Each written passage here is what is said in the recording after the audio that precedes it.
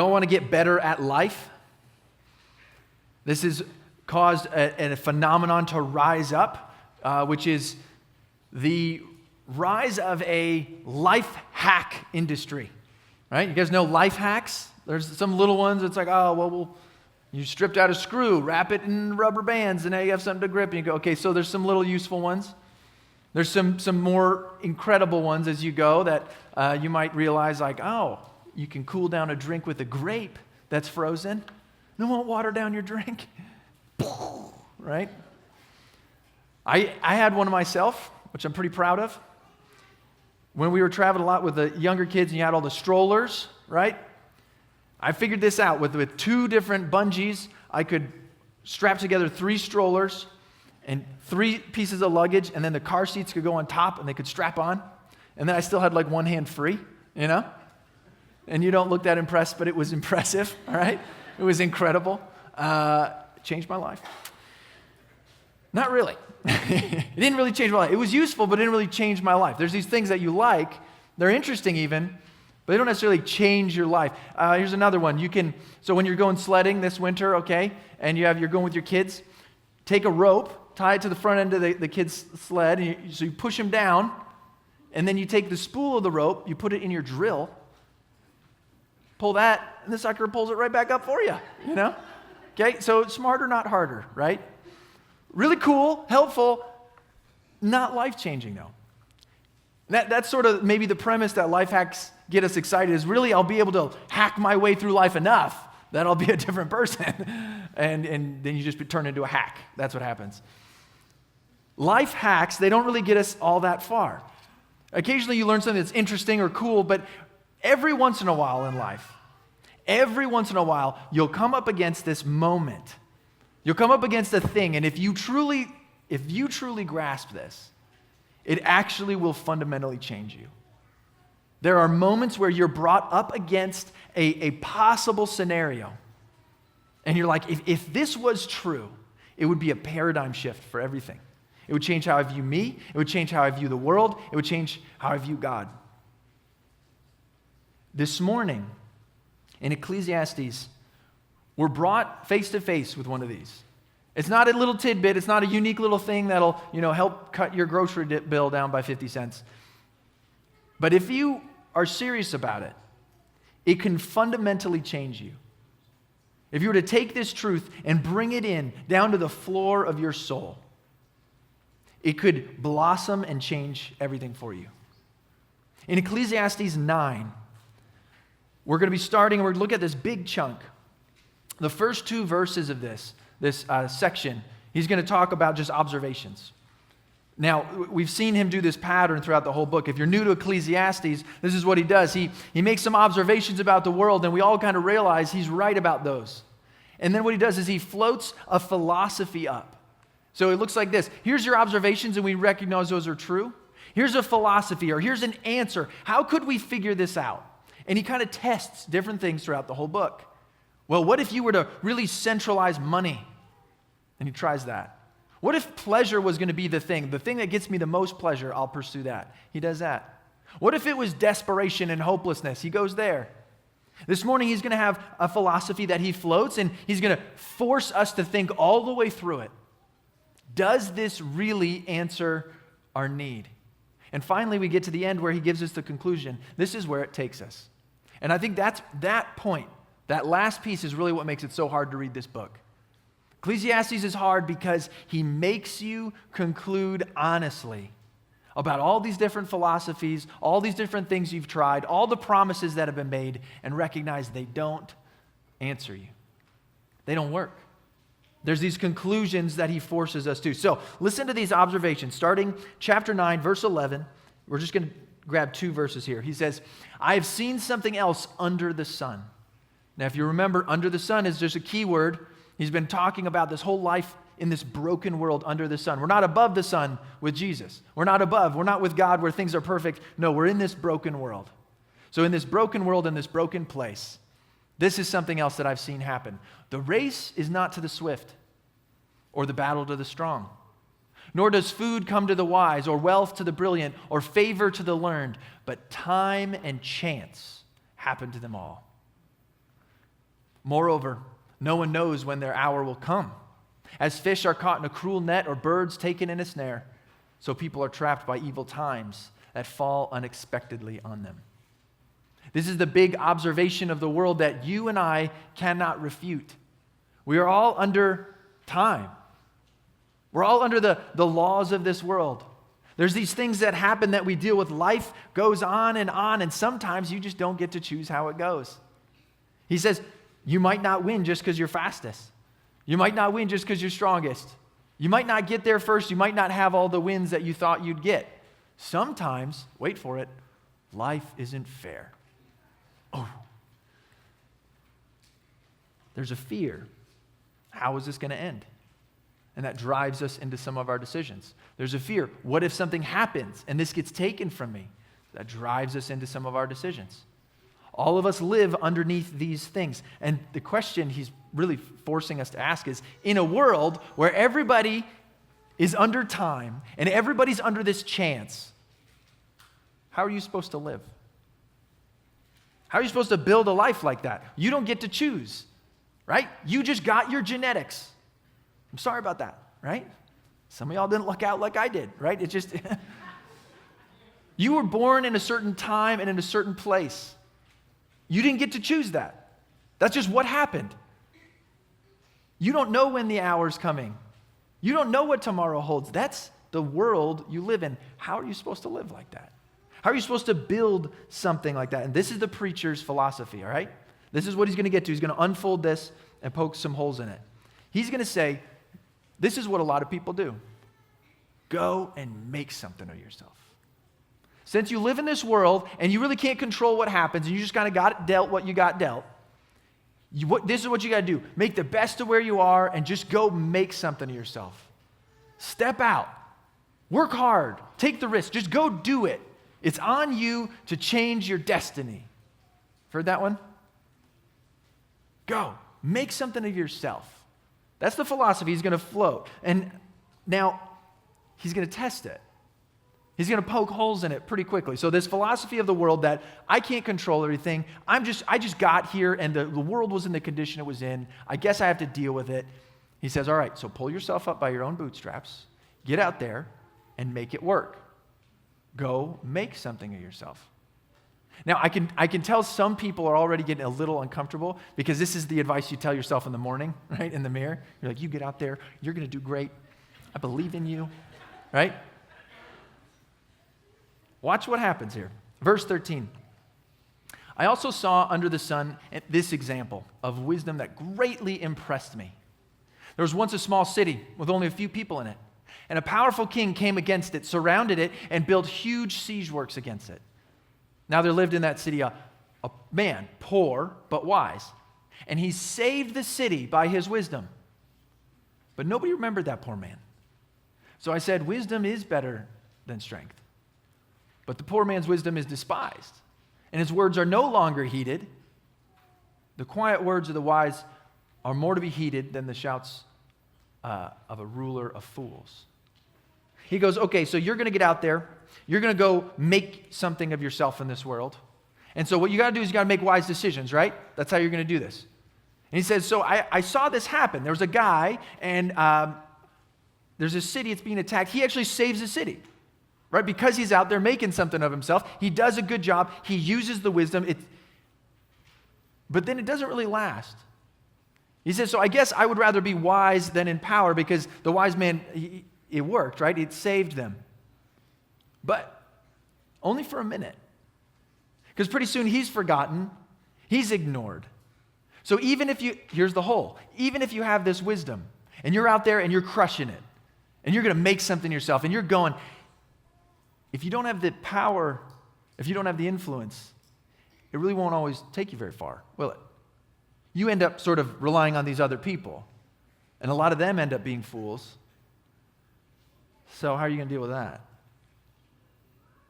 The philosophy has a couple holes.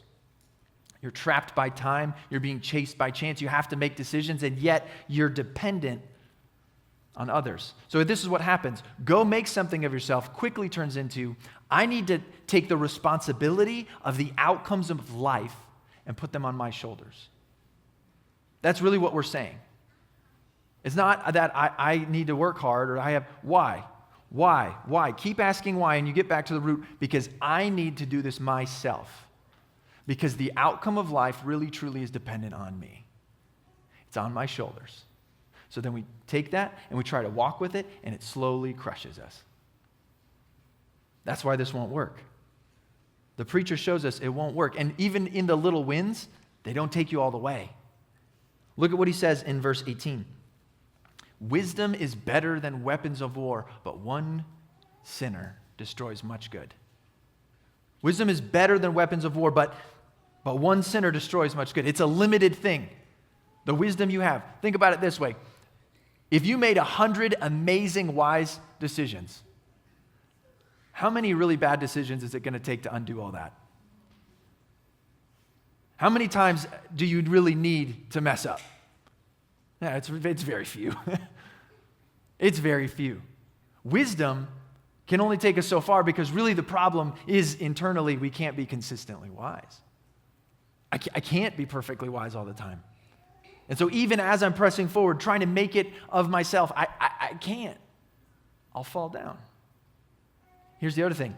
There's some other fools out there in the world, and they'll mess you up too. So listen, he's going to talk about this battle of wisdom and foolishness. That's where it goes. You have this wise and you want it, but it's all mingled with this foolishness. Look at how it unfolds. Verse 1 of chapter 10. As dead flies give perfume a bad smell, so a little folly outweighs wisdom and honor. The heart of the wise inclines to the right, but to the heart of the fool to the left. Even as fools walk along the road, they lack sense and show everyone how stupid they are. If a ruler's anger rises against you, do not leave your post. Calmness can lay great offenses to rest. There's an evil I've seen under the sun, the sort of error that arises from a ruler. Fools are put in many high positions while rich occupy the low ones. So it turns out that he says the foolishness that you're battling, it's on every level. He says, even if you're wise and you want to do this, you're capable and you got it. You're going to go make something yourself. You step into the world and there's foolishness all over. It's going to battle you from every level. It's going to surround you. And he gives a bunch of examples of how it's going to interrupt your work. It's going to make it so you can't succeed with this. Look at verse 7.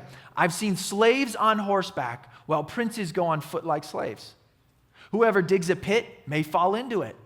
Whoever breaks through a wall may be bitten by a snake. Whoever quarries stone may be injured by them. Whoever splits logs may be endangered by them. If the axe is dull and its edge unsharpened, more strength is needed, but skill will bring success. If a snake bites before it's charmed, the charmer receives no fee or no reward. The way to say he's useless. Look, he gives all these little parables right in a row where he says, sometimes you did the right thing and it didn't work out. Sometimes you split the wood and sometimes the wood splits you. Right? Sometimes you're doing hard work and you make it and you know what you're going to do. And the imagery here is sort of like a battle, right? So you're battling through and you're going to the city and you break through the wall. And you finally have the victory, because that's the big turning point, right? They have no defense. You're taking over the city. And you get to the other side, and a snake bites you. And you die. He's saying sometimes you just didn't see it coming. Is that not a fair look at life? Sometimes you do the right thing, and it doesn't work. Sometimes you get handed a bad bag. So go ahead. Try to go make yourself something. Just try harder. Just work it out, right? Just put more of your own effort into it. That'll work. What if you knock down another wall? You can't. You're dead, right? That's his point. It doesn't work. This good wisdom that you think you have when you are just trying to run as hard as possible to accomplish as much as you can in this own strength that you've gotten, doesn't work. Think about how many times you've orchestrated something in your life, right? And you planned it, and I'm going to do this, and this person, I'm going to have that conversation, it's going to go this way. And you kind of walk down the road, and then it just implodes. How many times have you planned something out, and it just doesn't work at all? So he's looking at this, and he's saying, all right, be objective with me.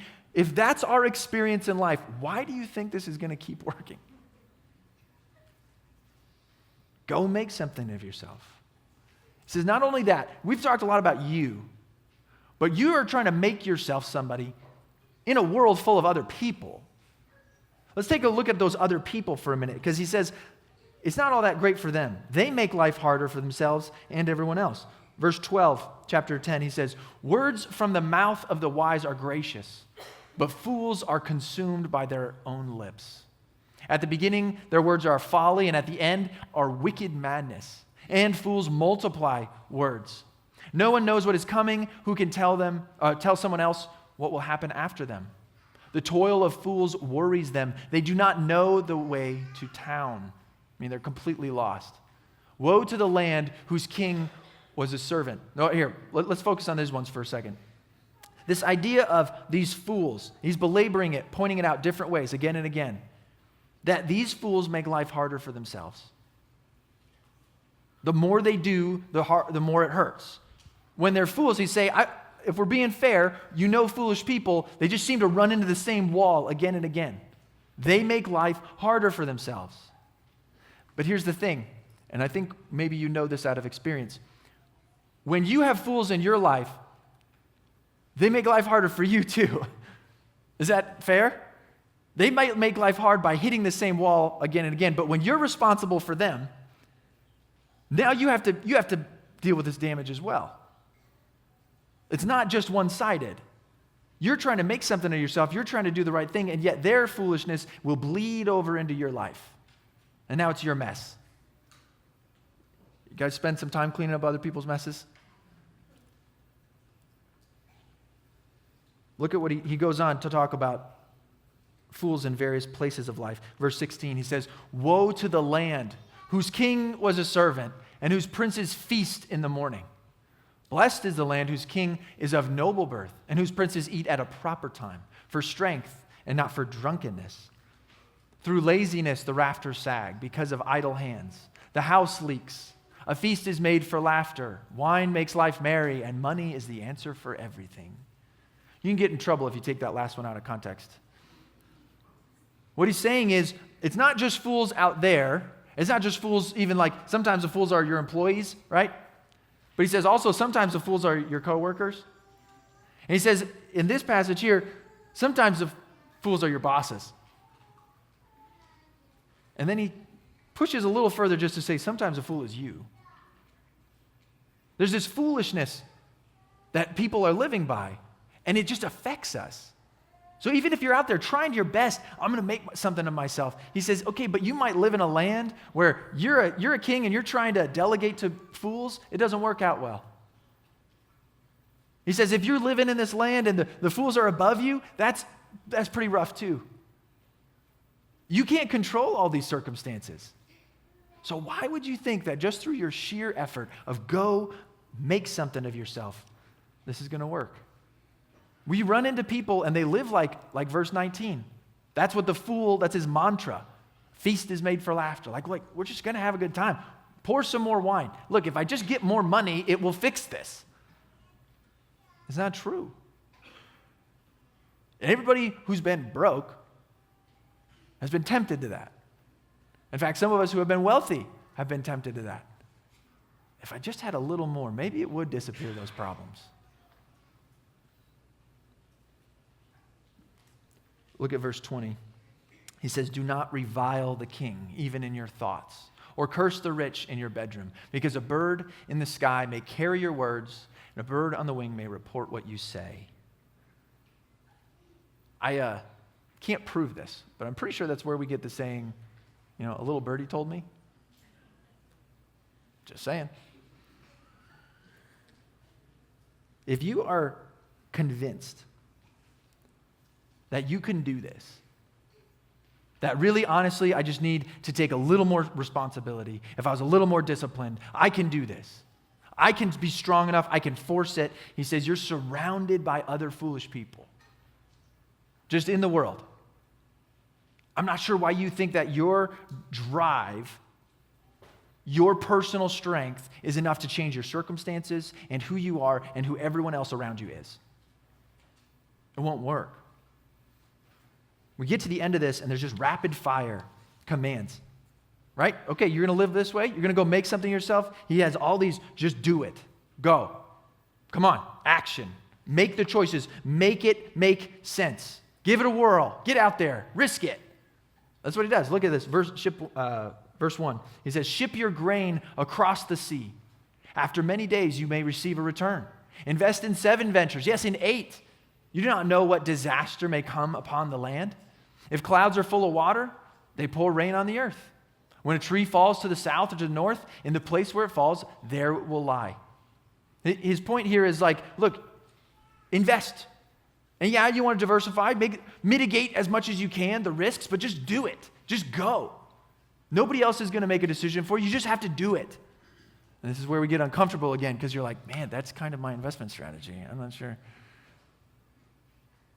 He says, you have to get out there, because if you're going to be controlled by the risk, that's where he goes. What's going to happen? You don't know. If you're going to be controlled by the fear of chance, he says you're going to be frozen for the rest of your life. He has this thing about the clouds, right? If they're full of water, they're going to pour rain. That has nothing to do with you. This is a thing of the world that action happens and it has nothing to do with you. You cannot control the rain. You cannot control where it falls. It's going to happen. Things are going to move and you can't control them. Whether the tree falls this way or that way, it's going to fall and we just have to deal with it. So, since you don't have any control, just go. Leave the consequences up to the wind. Go. He keeps going. He's consistent with it. Listen, he goes, whoever watches the wind will not plant. Whoever looks at the clouds will not reap. Farmers should get this one, right? You know the guy that's always waiting for the perfect day? No, it's going to be Tuesday. I can feel it in my bones, right? That's going to be the day to plant. No, there might be a bit better of a conditions that we could possibly get. What are you waiting for? You're waiting for a time where there's no chance, there's no risk. He says you can't do that. If you're going to wait forever, if you're going to try to wait for the perfect wind and the perfect moisture, it won't come. There's always going to be a risk it doesn't work. As you do not know the path of the wind or how the body is formed in a mother's womb, so you cannot understand the work of God, the maker of all things. Man, he just kind of really hammers us on this. You just don't know as much as you want to. And if you truly did, if you truly had all the answers, I don't think it would help. I really don't. Look at what he says, the next verse. He says, sow your seed in the morning, and in the evening let your hands not be idle. For you do not know which will succeed, whether this or that, or whether both will do equally well. I think this little piece captures why the philosophy he's floating here is so tempting. It's so tempting to us because we see other people do this and have success. We see people live like this with this like high octane drive, with this high caliber of, I'm going to accomplish this, I'm going to go after this, I'm going to take so much responsibility and work and strive. It's going to be great. And we watch them and we see, at least to a limited point of view, some pretty good success. And we say, man, they really made something of themselves, didn't they? They just really grabbed their bootstraps and they just went after it. But we don't really see what's happening inside.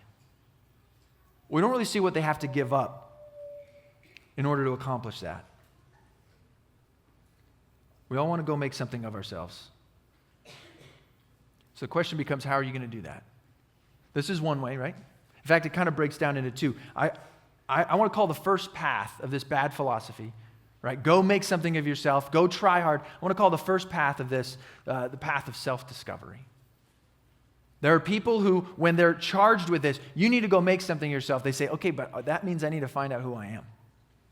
I need to go discover myself somehow. I need to go out, I need to experience it, I need to win, I need to walk through this or have that in my back pocket. I need to try this because if I do that, then I'll really know that I'm somebody. Or more importantly, I'll know that who I am is loved. That's really what people are looking for. This is who I am, and I've found people who will love that person. And I've discovered myself. That's how I'm going to make myself. A really good example of this is the younger son in the parable of the prodigal son. If you're familiar with that parable, Jesus tells this story where there's a father and he has two sons. And the younger son says, I want all my inheritance. And he takes his half and he runs to town and he parties like crazy. And he lives wildly and he has this incredible time, and yet quickly the money runs and then the people run. And he's a lone, starving pig farmer. And he goes, this can't be it. That's what he does. He chases this idea. He chases what it would mean to be discovered. Okay, I don't want your design, Father. I don't want that life. I don't want who you said I am. I want to discover it myself. I'm going to take my own broken philosophy. I'm going to run into the broken world, and I'm going to figure out for myself who I am. To his surprise, it was very disappointing. And yet he repents. The young son, he goes, this can't be it. It has to be better back home. So he comes back broken, and he says he's not expecting anything. He's not expecting to be accepted back. He just knows that what he was doing was worse than where he started. So he says, I'm going to come back.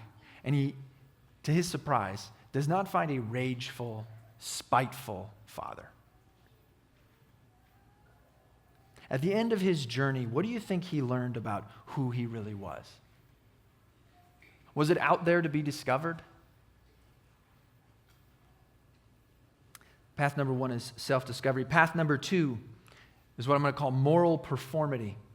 You have self-discovery and you have moral performity. You're going to say, what is performity? Performity is where you have the word performance, but you need to make it rhyme with the word discovery. And so you just kind of make up your own word. And nobody can stop you. Like you can just make up words. I don't know if you knew that. You type them and they can't do anything about it. So path 1 is self-discovery. Path 2 is moral performity. And we see this choice in the older brother. The older brother in that parable, now he stayed. That young son ran off and he partied, but the older brother stayed and he worked hard. The older brother watched the father run to the young son, run to him and accept him back and welcome him back. And as the father's putting on this feast to welcome back his son, to celebrate that he's home, this is the response of the older brother. Verse 28 out of Luke 15. The older brother became angry and refused to go in. So his father went out and pleaded with him. But he answered his father, look, all these years I've been slaving for you and never disobeyed your orders. Yet you never gave me even a young goat so I could celebrate with my friends. But when this son of yours who has squandered your property with prostitutes comes home, you killed a fattened calf for him. In other words, look at all that I've done. Look at me. I stayed. Look at what I did. Look at the performance of my morality. Look at how I've earned. Look at how righteous I am, either because of what I have done or because of what I haven't done. That was never me. No, this was me. Yeah, that's me. Look at me. I have earned your love. I have earned your respect. One of the most startling details in this whole story is that the father doesn't disagree with him.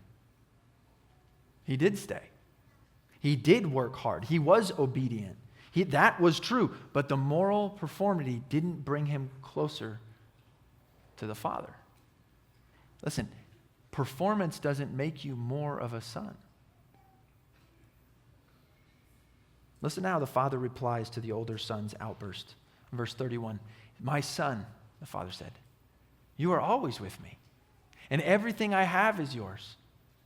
But we had to celebrate and be glad because this brother of yours was dead and is alive again. He was lost and is found. It's possible to be living some perfect life as a performance and miss the life that God has laid out right in front of you. It is possible to miss the opportunity to actually, in real life, draw close to God because you're trying to perform for other people. It's possible to stay outside of His joy, to skulk and to miss the blessings of what He has for you because you're waiting to be good enough. It's possible to sacrifice all of that relationship because you're too busy looking down on other people. The broken wisdom says, go make something of yourself. Try harder. Do more. Do it better. And some of us choose self-discovery as the pathway to do that. That if I find my way by just figuring this out, by really discovering who I am, that will open the door for me. Others of us choose moral performity as a way to make something of ourselves. That no, I earned this. I did it. It was mine. I earned it. But the better philosophy is to just come home. That these sons, that's always been the invitation of the Father, is to just come home. And you've been wallowing in the filth of the world, and you've been stuck in your own pride, but just come home. That's what the Father says to both. Just come home. It's always been an option. I've always wanted you here. Just come home. You don't have to live in the fear of the broken world. You don't have to live in the fear that time's running out and you have to make decisions or things are going to crush you. You don't have to live in the fear that something's going to go wrong and chance will get a hold of you and it'll rip everything from you. He says, just come home. I actually can care for you. Come home. That's the Father's invitation. And so this is what you do is you use that reminder. As a Christian, you have to walk through life and there's this pull to drop back into the performance that you're so used to giving. And you remind yourself, I don't need to slink back in this to earn approval. I just need to come home. I just need to go to him. He's still there. I don't need to drop into this to earn love. I don't need to drop into this to prove something measured against those other people. I don't need to drop into this because I'm afraid of what God has for me. I think I can do it better myself. No, just come home. That's always been the invitation of the Father, is to just come home. He's waiting. You know why? Because once you know what home is like, you don't want to leave. Home, what is home? Home is where you belong. Home is where you've always belonged. It's where your family is. It's where hope is. It's where love is. Home is forgiveness. Home is grace. Home is belonging. Listen, home is a special, protected place in this world that's given to you. That's what home is. Look, another way to say it more theologically would be out of Ephesians, for by grace you have been saved through faith. And this is not from yourselves. Not from yourselves. This is not that you went out and made yourself who you are. It's not. It's a gift. It's a gift from God that he would welcome you home, he would make you a part of the family, and you would be rescued from the brokenness. Not just as like something, some paperwork, and one day it'll come through in the mail, but like as an experiential reality we get to live in. You were never supposed to make something out of yourself. Just let that sink in. It was never up to you. But God has big plans of who he's making you into. He's got big plans. You know, the scary ending of this story is that the brother stays outside. Arms crossed, still performing, still better than everybody else. How many older brothers are standing outside in the cold today? Father, what did the Father say? He said, you can come in. We'd love to have you. You're the one keeping yourself out here. Come on in. You don't need to worry about a goat. We got the calf right now. Come on in. This is the place to be. We want you here, and yet people stand looking bitterly in at what other people have. People stand off, judgmental. People stand just gripping their jealousy, hearing the songs of belonging, but never really feeling them, not knowing them. They hear it, they see it, it's out there, but I just can't get in because I'm not good enough. Either because I hate myself, I'm not good enough, or because I'm better than you, and you're not good enough for me to come in. The Father's calling us in. Just come home. That's why Jesus told this story. Because the older brothers don't know they're lost. 9 times out of 10, if you're out on a self-discovery journey, you know you're lost, right? That's why you're trying things. You're like, well, that didn't work, so let's try something else.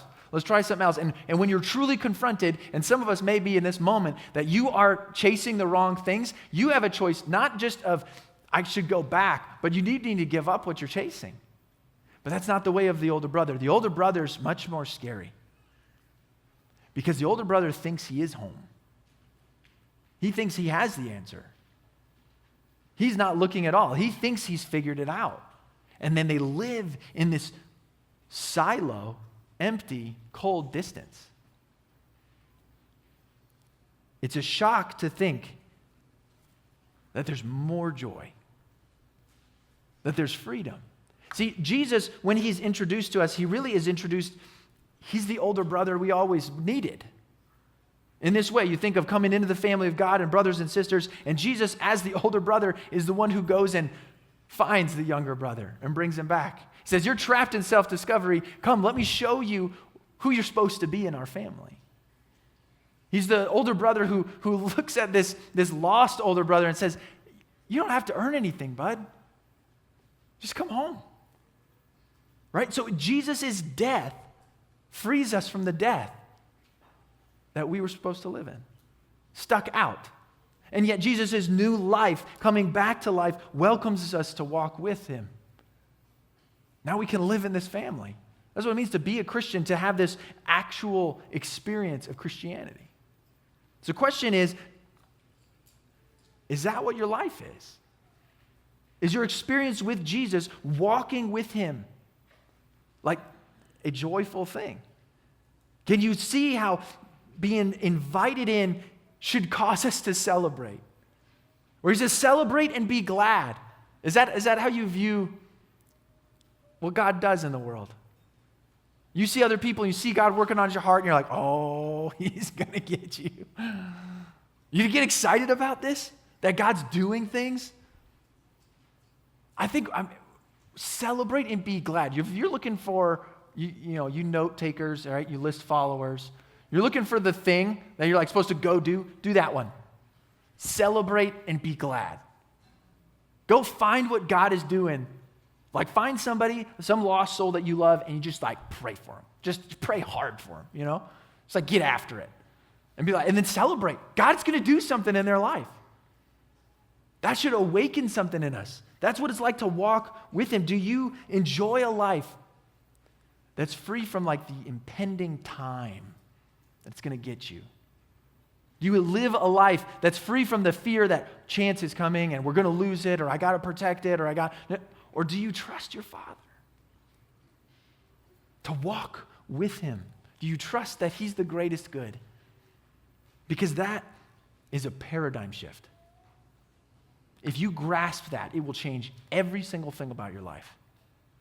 And for those of us who have been Christians for a minute, it's a reminder constantly that I forgot how good Jesus was. I did let something else hop in there. I did let my eyes drift. I did slink back into that moral performity. I did start searching for my identity elsewhere. I fall into those things, and you're reminded just come home. It's better. It's better. Better than any other philosophy. Just come home.